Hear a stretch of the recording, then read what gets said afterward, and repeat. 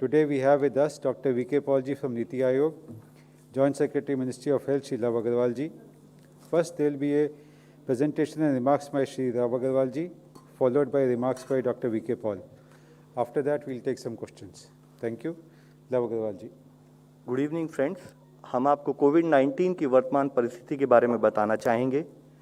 हम देश में एक काफ़ी पॉजिटिव ट्रेंड नोट कर रहे हैं कि पिछले 4 हफ्तों से 28 दिनों से, जबकि हमारे देश में हाईएस्ट डेली केसेस 4,14,000 आए थे, वह अब घटते घटते पिछले 24 घंटे में देश में मात्र 1,32,000 केसेस करीब रिपोर्ट हुए हैं। हम देखें तो पाते हैं कि पिछले 8 दिनों से केसेस 2 लाख से भी कम आ रहे हैं, और अगर देखें कि कल के का डेटा को एनालाइज करें तो पाते हैं कि जो केसेस रिपोर्ट हो रहे हैं घटते घटते 1.5 लाख से भी कम हो गए हैं। यानी कि अगर हम 7 मई की हाईएस्ट रिपोर्टेड पीक के कंपैरिजन में एनालाइज करें तो पाते हैं कि देश में reported cases on A daily basis अब 68% के करीब डिक्लाइन हो चुके हैं। हम ये भी देख रहे हैं कि जो हमारे केसेस रिपोर्ट हो रहे हैं उसमें से भी नए cases around 66% cases effectively 5 state से आ रहे हैं, और बाकी 33% केसेस 31 स्टेट से आ रहे हैं, which is a sign to indicate कि जो इन्फेक्शन है वह एक लोकलाइज्ड एरिया में ही अब हम कंट्रोल कर पा रहे हैं। 29 स्टेट ऐसी हैं जो कि 5,000 डेली केसेस से कम भी ओवरऑल रिपोर्ट कर रही हैं, विच ऑल्सो शोज कि ओवरऑल इन्फेक्शन स्प्रेड को हम कंट्रोल कर पा रहे हैं। अगर हम इसी डेटा को एनालाइज करें वीकली बेसिस पर एवरेज केसेस देश में जो आ रहे थे, तो आप देखेंगे कि जहां 1 से 7 मई वाले सप्ताह में उस वीक के टोटल केसेस को, साप्ताहिक केसेस को 7 से अगर हम उसको भाग करें, यानी कि एवरेज डेली केसेस कितने आए हैं, तो देश में एक स्थाई पर 3.89 लाख केसेस जो आ रहे थे वह पिछले 4 हफ्ते से एक डिक्रीजिंग ट्रेंड हम नोट कर रहे हैं। घटते घटते हम देख रहे हैं कि ओवरऑल केसेस में पिछले 3 हफ्तों में 20% से भी कम एक जो डिक्रीज हम नोट कर रहे हैं। साथ ही अगर पिछले हफ्ते से इस हफ्ते को कंपेयर करें तो पाते हैं कि करीब 33% केसेस जो देश में रिपोर्ट हो रहे थे उसमें कमी पाई जा रही है। ओवरऑल पीक के मुकाबले अगर हम कंपैरिजन करें तो हम पाते हैं कि हमारे केसेस पीक के मुकाबले 63% देश में ओवरऑल डिक्लाइन नोट कर रहे हैं। अगर उसी के साथ हम एनालाइज करें कि ऐसे कौन से ज़िले हैं जहां पर 100 से अधिक केसेस आ रहे हैं, तो हम पाते हैं कि उसमें भी एक प्रोग्रेसिव डिक्लाइन नोट किया जा रहा है। वह ज़िले जहां हाई केसेस आ रहे थे, तो जहां 29 अप्रैल से 5 मई वाले वीक में 538 ऐसे ज़िले थे जहां पर 100 से अधिक केसेस डेली रिपोर्ट हो रहे थे, वह अब घटकर 257 डिस्ट्रिक्ट ऐसे रह गए हैं। यानी कि 281 ज़िले ऐसे हैं जहां पर कि केसेस में एक विजिबल डिक्रीज नोट किया गया है। साथ ही अगर आप देखें कि ऐसे जिलों की संख्या में किस तरह से चेंज आया है, तो आप देखेंगे कि जहां 8 से 14 अप्रैल वाले हफ्ते में 243 जिले थे जहां पर कि 100 से अधिक केसेस डेली बेसिस पर रिपोर्ट हो रहे थे, वह बढ़ते बढ़ते पीक के समय में 538 ऐसे जिले हो चुके थे, जो कि घटते घटते अब 27 माह से 2 जून वाले हफ्ते में अगर हम कंपेयर करें तो ऐसे 257 जिले हैं जहां पर कि केसेस जो हैं 100 से अधिक आ रहे हैं।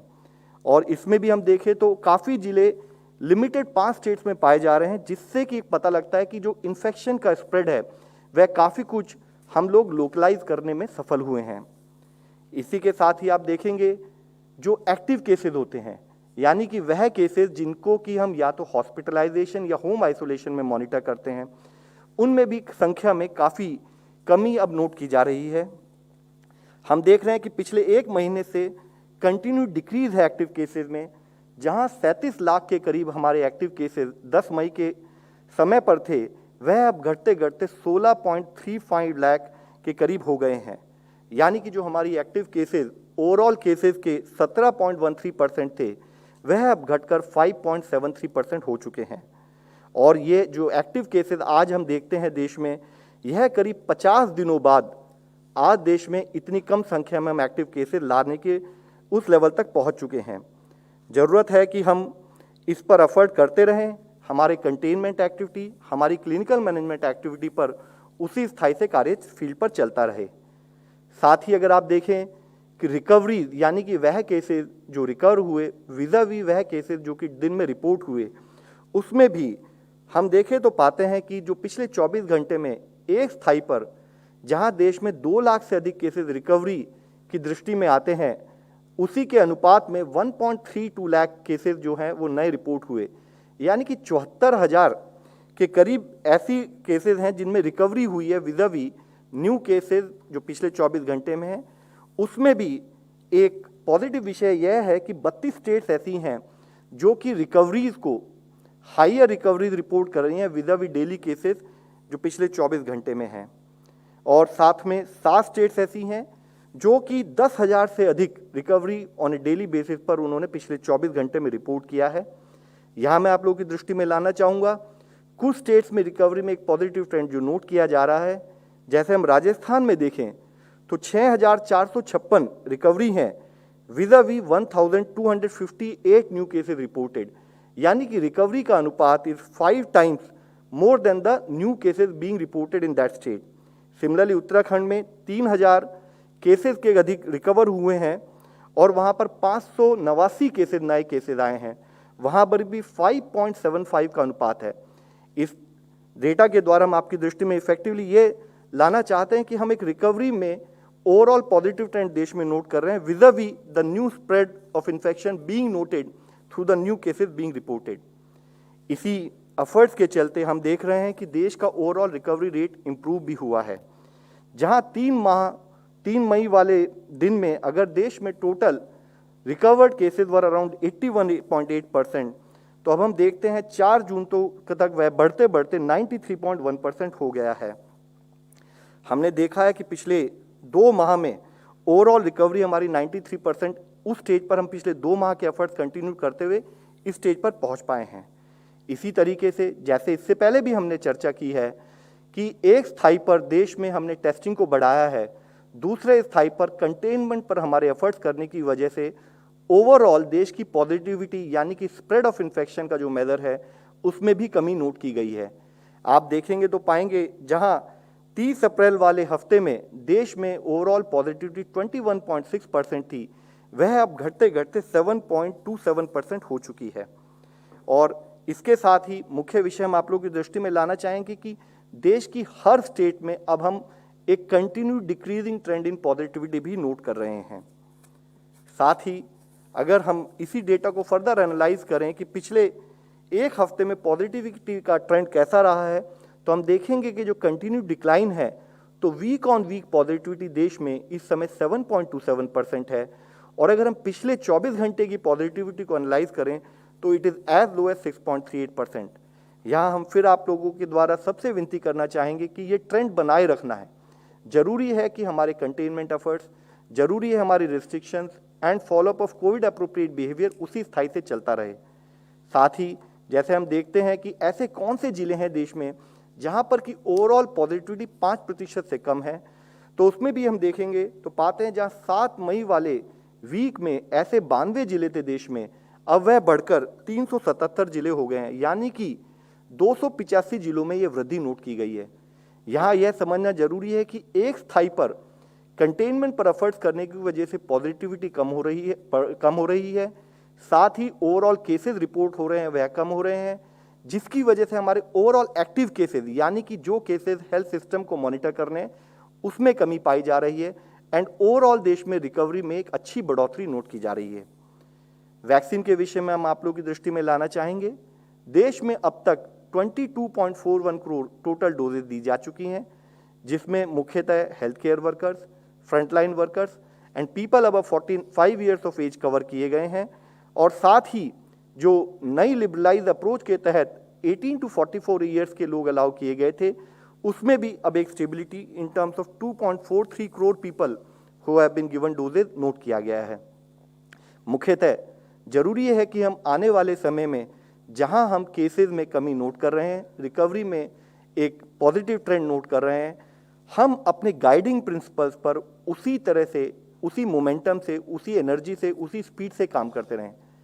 हमारे 5 प्रिंसिपल जिसको हम हमेशा आपके द्वारा सब लोगों से विनती करते रहे हैं, जिसमें कि हमारा मेन फोकस है कि टाइम पर टेस्टिंग कराएं, साथ ही टेस्ट होने के साथ प्रॉपर आइसोलेट करें, और हमारे संपर्क में आने वाले जो लोग हैं जिनके चांसेस है कि वो भी पॉजिटिव हो सकते हैं, उनकी टेस्टिंग कराएं आईसीएमआर प्रोटोकॉल के तहत।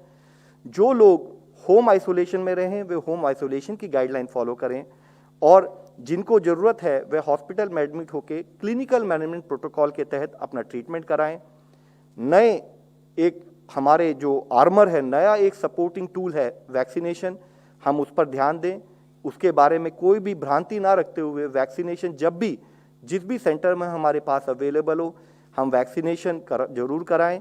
और साथ ही मुख्यतः सबसे important task is in terms of Covid appropriate behaviour, हम रूट कॉज पर काम करें। हम ये इंश्योर करें 2 गज की दूरी, use of mask and proper sanitation, respiratory hygiene, in practices को फॉलो करते हुए इन्फेक्शन को फैलने से एब इनिशियो स्टार्टिंग से ही फैलने से रोकें। धन्यवाद। डॉक्टर वीके पॉल जी। धन्यवाद, थैंक यू लव। पेंडेमिक की सिचुएशन में लगातार सुधार है, कंसिस्टेंट इम्प्रूवमेंट है, and this is the data on positivity is also encouraging, but we are continuing to enforce a very high level of coverage of testing, which is a very core and pivotal tool toward pandemic control. Because with testing, you start to identify positive cases, you look after them, and once you detect positive cases, you also then respond in other ways. So testing is absolutely critical. And then the cascade of contact tracing, containment, isolation, quarantine all starts. So it's so critical, and that is being maintained very effectively. While this second wave is declining, in the context of global data, it may be worth mentioning, we have not mentioned this for long, कि अगर हम Covid cases पर 10 lakh population देखते हैं, Covid cases पर million population, so now overall India is 20,519. This data is available in the public domain, just reading that. 20,519. World average is still higher than us, 22,181. 22,181. Just to mention a couple of other countries, UK 65,900 odd, USA 1,02,069, a huge multiple. So even with the second wave, overall burden experienced, adjusted for population, is relatively modest. We keep that in mind as a matter of fact. COVID deaths per million, India is 245 per million population in terms of deaths. World average is 477. 477 average, and we are 245. Brazil, just for example, is 2,100, almost 8 times. USA is 1,838, almost 6 times or so, 5 to 6 times. This is just a perspective that we would like to just share it. Important issue is, and that needs re-emphasis and re-emphasis, is that this situation has resulted from strong action taken by people of India, states, union government, districts, municipalities, villages, panchayats, communities, families above all. And please appreciate what is working. What is working is that we are now back to wearing masks more diligently. What is working is that the testing is more generous. What is working is that we have imposed restrictions in many, many districts, and that is keeping the virus, making it difficult for the virus to reach to other people. There are no crowds. There are no large gatherings. This is the price we pay. But then this is what has resulted in containing the pandemic. It is not automatic. Again, as I said last time, it is not the wish of the virus to forget us, but it is because we are making sure that we are making it difficult for the virus to travel. The connotation is, when we will reverse this process, the situation can again become unacceptable.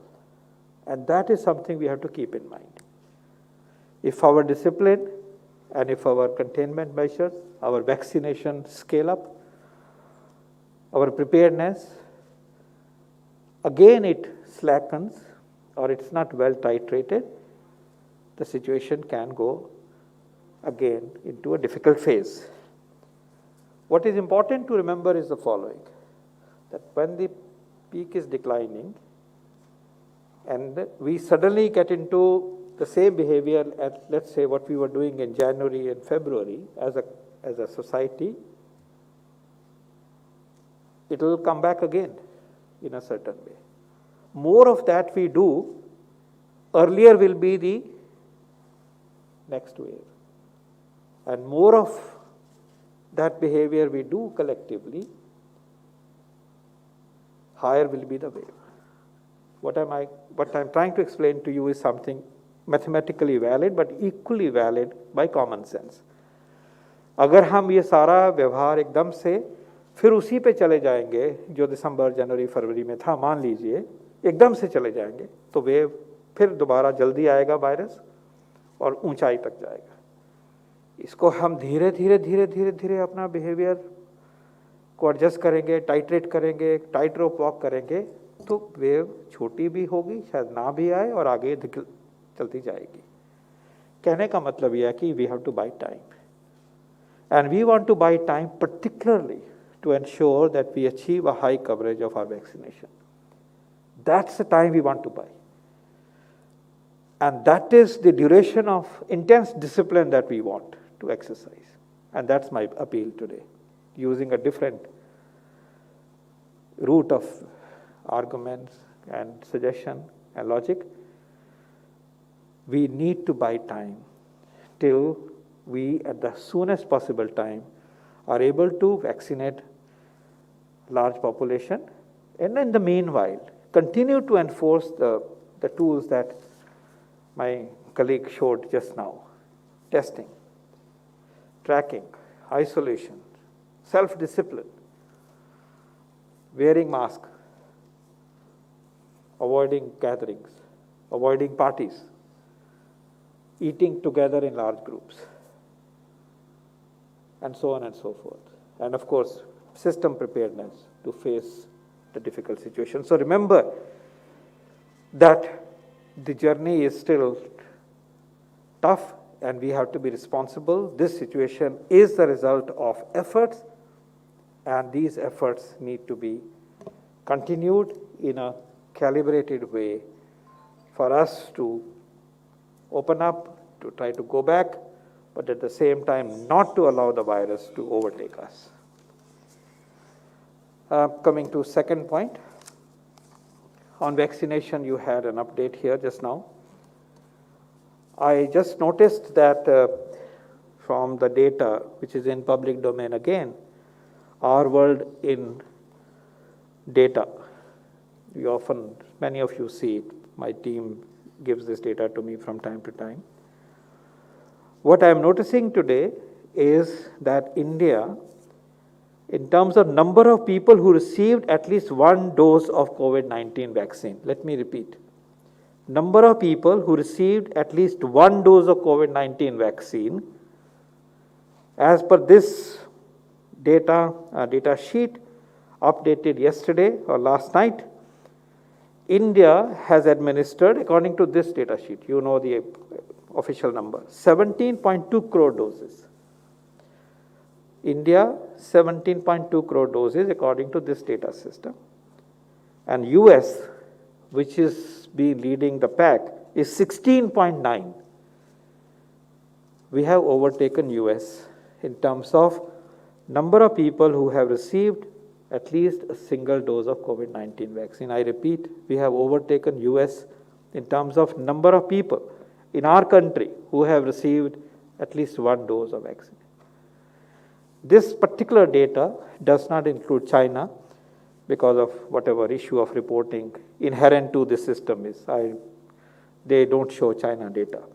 So China apart, the leading pack, the country that was leading the pack so far has been US, but as of yesterday, India has overtaken this position, 17.2 crores and 16.9 crore. And of course, you may also notice, by the way, that the UK is 3.95 crore, India 17.2, UK 3.9, Germany 3.8 crore people who have received at least one dose. So you may like to keep this information in mind, and to me, it is reassuring that we are steadily improving and intensifying our vaccine campaign.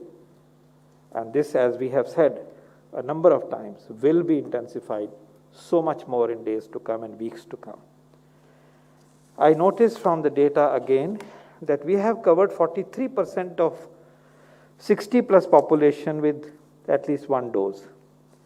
And here I want to appeal that to us, elderly citizen, higher priority for vaccination is for that person, purely because that person, higher the age, has a higher risk of adverse outcome. तो हमेशा से ये याद रखना है, हमने सबको लगाना है, लेकिन जिसको लाइफ का रिस्क है कोविड में, वो उम्र में बड़े हैं. तो ये 60 से ऊपर 43% कवर्ड हैं, और 45 से ऊपर जाएं तो 37% कवर्ड है. मैं अपील करना चाहूँगा कि हमारे सीनियर सिटीजन्स का कवरेज में तेज़ी लाई जाए, और कॉन्वर्सली सीनियर सिटीजन से अपील करूँगा कि प्लीज़ आप वैक्सीनेशन का अपटेक बढ़ाइए, इसको अपनाइए. फ्री वैक्सीन जो स्टेट्स को सप्लाई किया जाता है गवर्नमेंट ऑफ इंडिया की तरफ से, उसमें बिल्कुल ये प्रायोरिटी तो है ही, इसलिए उस अपॉर्चुनिटी को इस्तेमाल करते हुए प्लीज़ इसमें तेज़ी आने की बहुत ज़रूरत है, क्योंकि ये सबसे इम्पॉर्टेंट हमारा सेगमेंट है. ओवरऑल भी 45 से ऊपर जो है 37% पे हैं, और हम सब मेहनत करेंगे कि कुछ ही 1, 2, 3 हफ्तों में क्या हम इसको 50% तक पहुंचा सकते हैं, क्योंकि इस महीने में हमारी वैक्सीन अवेलेबिलिटी पिछले महीने की तुलना में बढ़ेगी और अपॉर्चुनिटीज़ खुलेंगी. तो मैं ये एम्फेसाइज, ये थोड़ा डिसएग्रीगेटेड तरीके से आज सामने रिक्वेस्ट करने के लिए प्रेजेंट किया है कि 60 से ऊपर की पॉपुलेशन 43% कवर हुई है. वैसे त्रिपुरा ऐसी स्टेट है जहाँ 84% भी हो गई है, राजस्थान में 81 भी हो गई है, ये भी बताना चाहिए. हिमाचल में 78% हुई है, लेकिन तेलंगाना में 39% है, पंजाब में 35% है. तो वेरिएशन है, लेकिन ज़रूर जो 45 प्लस वाला ग्रुप है और 50 के ऊपर का ग्रुप है, 60 के ऊपर का ग्रुप है, इनको हमें प्रोटेक्ट करना है, क्योंकि इनमें risk to life increases in the presence of COVID-19 infection, and also because this is the group where there is high prevalence of comorbidities, which are also detrimental. So appeal है कि ये जो group हैं इनमें हम अपनी ज़रूर तेज़ी लाएं, बाकी में भी लाएं, लेकिन पब्लिक हेल्थ की दृष्टि से इसमें तेज़ी लाना और भी इम्पॉर्टेंट है. लास्टली आपने कल एक हमारी अनाउंसमेंट आपने देखी थी, सुनी थी, कि हमने एक हैदराबाद बेस्ड कंपनी को, जिनका कि बहुत अच्छा ट्रैक रिकॉर्ड है वैक्सीन बनाने का, उन्होंने जो अपना एक इंडिया का वैक्सीन विकसित किया है भारत सरकार के फंडिंग की मदद से, उसको बढ़ोतरी देने के लिए सरकार ने 30 करोड़ डोज को बुक किया है, उनको एडवांस देने का डिसीजन लिया है, और वो उस पर्टिकुलर वैक्सीन की उपलब्धता बढ़ेगी. और जो कंपनी हमें बताती हैं उसके हिसाब से उनकी कैपेसिटी पर मंथ जो है 7.5 crore 75 million 7.5 crore per month की कैपेसिटी सितंबर ऑनवर्ड्स होगी.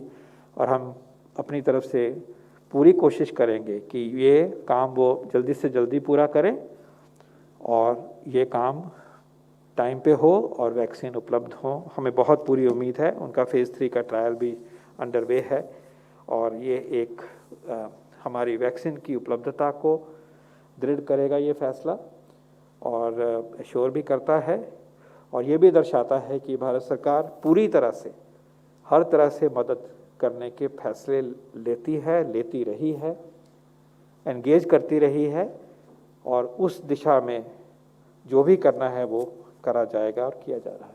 धन्यवाद। Thank you, sir. Number 50.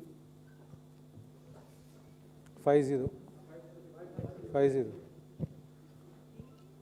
Sir मेरा तो 19 है।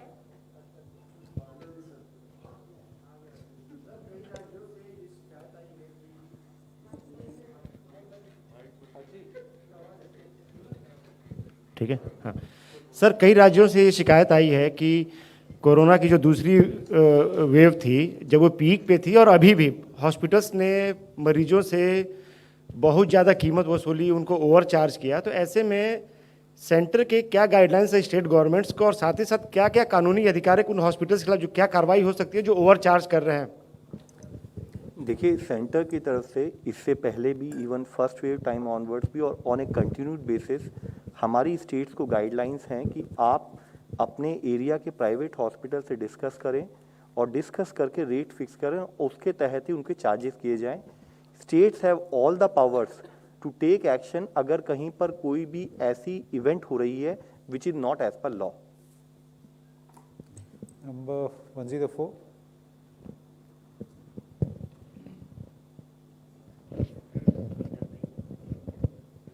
Hi sir, Akshay Dongre from NDTV. How in many states like Delhi or Karnataka, private hospitals have been able to procure more vaccines than the state government? I mean, as far as the numbers are concerned.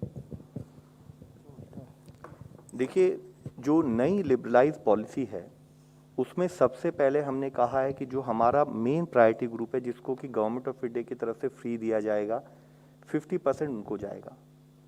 और वो आज भी हम उसी context में उसी तरीके से स्टेट्स को सप्लाई करते आ रहे हैं।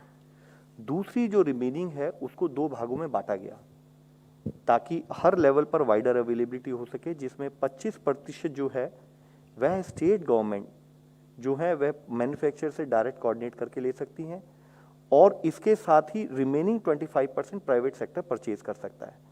पिछले एक महीने में इस विषय में हमारे बीच में कई बार चर्चा हुई है कि अभी आइदर स्टेट लेवल पर प्रोक्योरमेंट में कुछ समय लग रहा है या इवन ये भी रिपोर्ट्स आई कि प्राइवेट सेक्टर के लेवल पर भी परचेज में समय लगा है। तो यहाँ यह समझने की आवश्यकता है कि जब कोई एक नया प्रोसेस आता है तो it takes some time to stabilise. अब अगर इसी तरह से जैसे हम आपको डेटा के रूप में समझा रहे थे, तो जो 18 to 44 है, आज से 15 दिन पहले जो नंबर थे और आज के नंबर्स में हमने एक अच्छा गेन देख रहे हैं। Things will stabilise and based on that parallelly जो हमारा एफर्ट है मैन्युफैक्चरर्स के साथ बात करके उनकी प्रोडक्शन कैपेसिटी बढ़ाने का, तो आप देखेंगे आने वाले 1 और 2 माह में हम अधिकतम संख्या में लोगों को कवर कर पाएंगे। Okay, 9. Sir, Sherin from Times Now. There has been reports coming in from Punjab that Punjab government has in fact sold their vaccination to the private hospitals, which they procured for 400 rupees, but sold it to private hospitals at the rate of 1,060 rupees. And then the private hospitals have in fact sold further in the rate of about 1,500. How is this possible that the private hospitals are buying these vaccines from the state government? Question should be directed to Punjab government. It is not for us to comment on at this point. Number 10. Runjhun Sharma from CNN News 18. There are talks doing the rounds that the government could grant indemnity to the Indian manufacturers, a short-term indemnity. Is that a possibility? See, indemnity का issue आया है in the context of foreign companies, specifically Pfizer, with whom we are in engagement, and others too, because in principle they expect indemnity to be given. This is what they say has been the case all over the world, and we also checked with nations, checked with WHO. Yes, indeed, they have supplied vaccines only after such indemnities have been given. That appears to be the fact. So these particular companies have requested, and we are in negotiation with them. There is no decision at the moment. And likewise, on the issue of indemnity for local, very esteemed manufacturers who have done such a great patriotic service, is not, it is an issue on which the government has a watch, but there is no decision. And we are hoping that we will find a way to obtain foreign-made vaccines into India very soon. This is part of that process, but please remember, these decisions are to be taken in totality in the interest of nation and the interest of people of India. 18. Sir Nitin DD news से मेरा सवाल doctor Paul से है। आप देश के बड़े doctor हैं बच्चों के, तीसरी वेव को लेकर के आ रहा था कि बच्चों में ज़्यादा प्रभाव डालेगा। कई ऐसे बच्चे हैं जो ये सोचते हैं, अपने माँ बाप से पूछते हैं कि क्या कोरोना होगा तो हम लोग मर जाएंगे, या फिर ऑनलाइन बच्चे सर्च कर रहे हैं आज के डेट में कि अगर वो उनके माँ बाप नहीं रहे तो हम लोग का क्या होगा। इस तरह की मानसिकता और ये सब भय देखा जा रहा है, तो इसको लेकर आप क्या कहना चाहेंगे? आपके बात के दो पहलू हैं। पहला है ये कि बच्चों में ये वेव आएगी तो उसकी तो जो नैरेटिव बनता है उसका उत्तर पार्टली पहले भी दिया जा चुका है कि जब हम सीरो सर्वे करते हैं तो हम पाते हैं कि बच्चों में, पर्टिकुलरली 12 साल 10 साल तक के बच्चों का जिनका डेटा अवेलेबल है, उनको इन्फेक्शन का प्रकोप लगभग उसी प्रोपोर्शन में हुआ है पिछले वेव के टाइम पे जितना कि बड़ों को हुआ। सीरो सर्वे में वो 24% है तो ये 22% है, 23% है, तो लगभग उतनों को ही हुआ। लेकिन ये भी पक्की बात है कि जब हम हॉस्पिटल एडमिशन्स की बात करते हैं या डायग्नोसिस की बात करते हैं तो बच्चों का उसमें कंट्रीब्यूशन जो है वो बहुत कम है। एडमिशन देखें तो 2-3% की एडमिशन होती है। इसका मतलब क्या हुआ कि एसिम्प्टोमेटिक इन्फेक्शन हो, बच्चों को पता ही नहीं होता। और जहाँ भी सीरियस मॉर्बिडिटी हुई है उन बच्चों में हुई है जिनमें कि कोई ना कोई क्रॉनिक प्रॉब्लम रही, हार्ट डिजीज़ है, कैंसर है, सेरेब्रल पॉल्सी है, कोई और मुश्किल चीज़ है। तो ये तो फैक्ट है कि बच्चों के ये प्रकोप रहा, क्योंकि इस बार ये वेव एकदम से ऐसे आई और बहुत नंबर इफेक्ट हुआ, बड़े भी और छोटे भी, तो दिखा कि बच्चे सडनली ज़्यादा दिखना शुरू किए उस टाइम पीरियड में। ये भी एक सच्ची बात है। लेकिन दो बातें याद रहे कि एक तो ये है कि अगर वायरस ऐसा बिहेवियर करता है कि यंगर पॉपुलेशन को अफेक्ट करना शुरू करे, that can not be ruled out, we have to keep that in mind. Secondly we have to keep in mind कि अभी भी जो वल्नरेबल पॉपुलेशन है उसमें बच्चे भी सम्मिलित हैं, तो बच्चों के लिए उनके लिए ट्रीटमेंट होना, उनको ट्रैक करना, उनकी टेस्टिंग होना हमारी स्ट्रेटेजी का हिस्सा था और आगे भी रहेगा। जिस बेसिस के ऊपर टेस्टिंग होती है उस बेसिस पे टेस्टिंग में बच्चे भी इंक्लूडेड हैं। हाँ, इस बात को लेके आगे बढ़ सकते हैं कि अगर ये प्रकोप बच्चों पे ज़्यादा होता है तो हमारी तैयारी भी उसी तरह से अनुपात में बहुत ज़्यादा होनी चाहिए, और उसके लिए उसको इस चीज़ को रिव्यू किया गया है। जैसे मैंने पहले कहा कि बच्चों की ट्रीटमेंट की सर्विसेज का कहीं पे ब्रीच हुआ हो ऐसा नहीं सुनने में आया या ध्यान में नहीं आया, क्योंकि नंबर कम रहा है। लेकिन आगे तैयारी जो है बहुत बड़े स्केल पे रेडीनेस में गुड हेडरूम करा जाए कि भाई इतना भी हो जाए तो संभाला जाए, उसके बारे में गाइडलाइन भी बन गई हैं, आ गई थी पिछले हफ्ते हमने सूचित किया था कि आनी थी, वो आ गई हैं, उनको अप्रूव कर दिया गया है, उनके डिसैमिनेशन का प्रोसेस शुरू हो गया है। सेकेंड पार्ट, आपने बड़ी इंपॉर्टेंट बात कही है कि अब ये बात सामने आती है कि पेरेंट्स में संक्रमण हुआ, पेरेंट्स चले गए, तो ये जब दूसरे फैमिली में एक मोहल्ले में देखते हैं या अखबार से पढ़ते हैं तो बच्चों के ऊपर इस बात का असर होता है। ये ज़रूर एक इम्पॉर्टेंट मुद्दा उभर के आया है। इसका हमें सबको मिलकर सोचना चाहिए कि क्या करना चाहिए, इसको कैसे हम ये एश्योर करें हर चैनल से, हर पाथवे से। और ये एक जो नैरेटिव है उसके लिए समाज को ये एश्योर करना होगा कि हम इन बच्चों का ख्याल रखेंगे, इन बच्चों को संभालेंगे और उधर से आना चाहिए।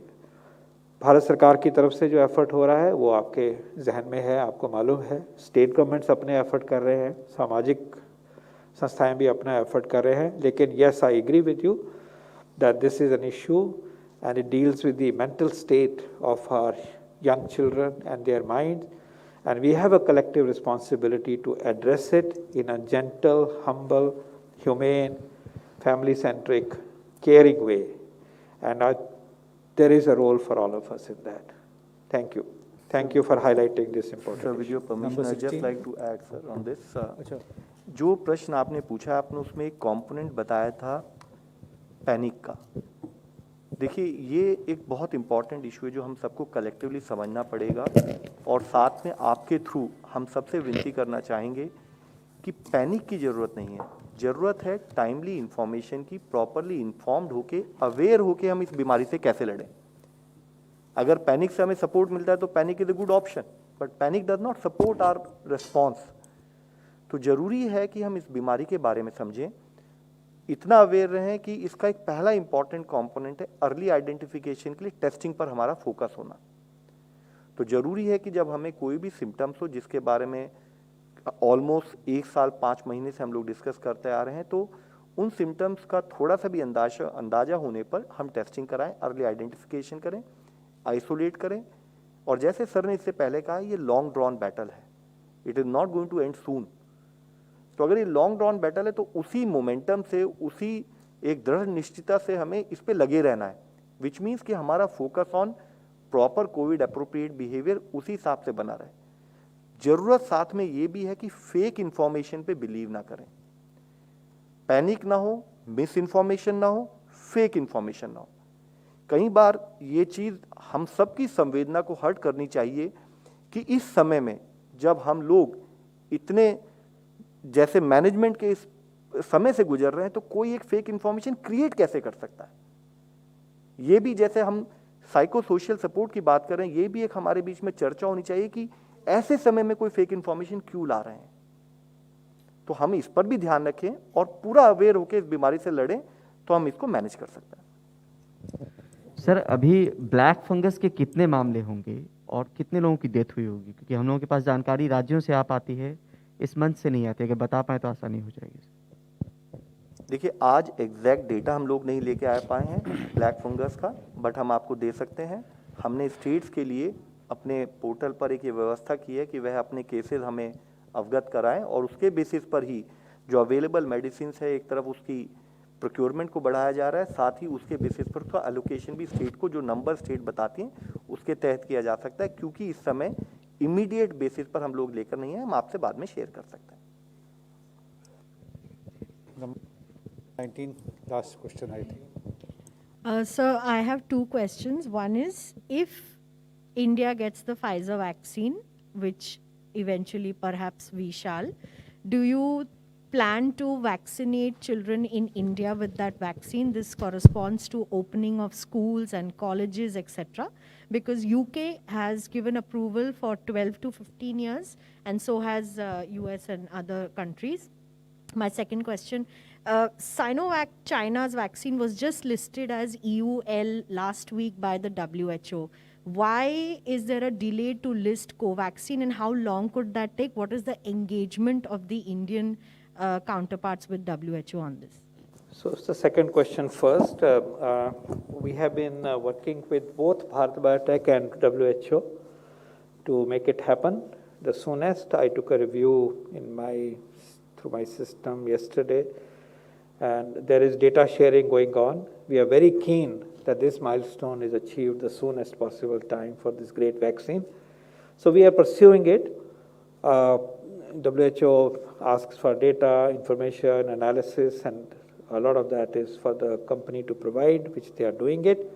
We will again persuade them to move fast and persuade WHO to also move fast.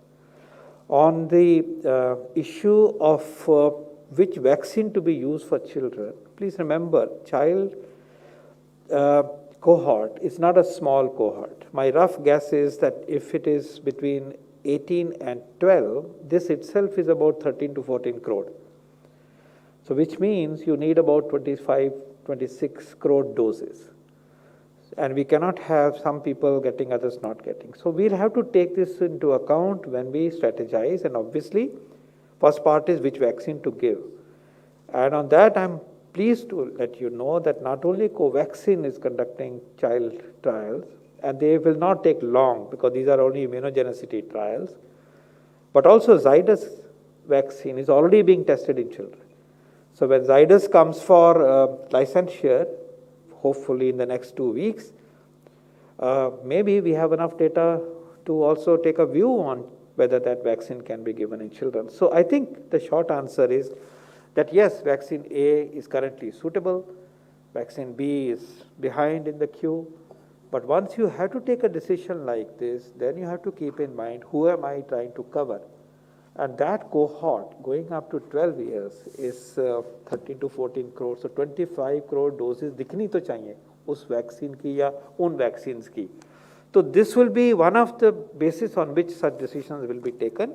But I can assure you that these pathways to decision making, information and analysis to look at that are being actively being considered and examined, continuously being examined on a daily basis. Thank you. Thank you, friends. We close the press conference now.